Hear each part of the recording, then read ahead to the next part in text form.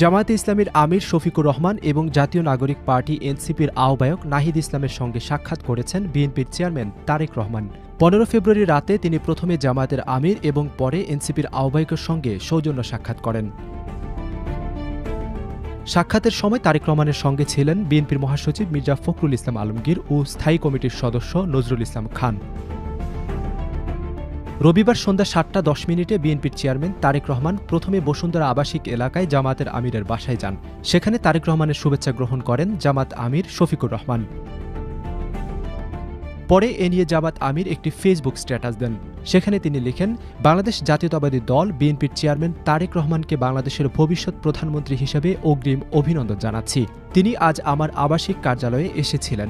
আমি তার এই আগমনকে স্বাগত জানাই এবং প্রত্যাশা রাখি সংলাপ ও দায়িত্বশীলতার মাধ্যমে এটি রাজনৈতিক পরিপক্কতা ও পারস্পরিক শ্রদ্ধার এক নতুন অধ্যায় সূচনা করবে।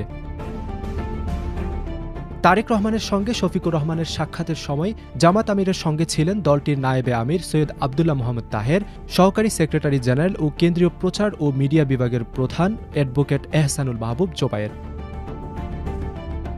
জামাত আমিরের সঙ্গে সাক্ষাৎ শেষে রাত 8:27 দিকে রাজধানীর সার্কিট হাউস রোডে জাতীয় নাগরিক পার্টি এনসিপির আহ্বায়ক নাহিদ ইসলামের বাসায় যান বিএনপির চেয়ারম্যান তারেক রহমান।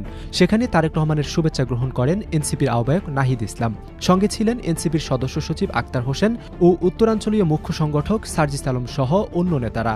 এ সময় তারেক রহমানের হাতে দলীয় প্রতীক শাপলাকলি তুলে দেন এনসিপির আহ্বায়ক নাহিদ ইসলাম। এবারের জাতীয় সংসদ নির্বাচনে বড় জয় পেয়েছে বাংলাদেশ জাতীয়তাবাদী দল বিএনপি।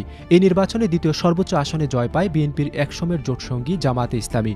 অন্যদিকে এনসিপি ত্রয়োদশ জাতীয় সংসদ নির্বাচনে জামায়াতের সঙ্গে জোট বেঁধে এই নির্বাচনে অংশ নিয়ে 6 আসনে জয় পেয়েছে।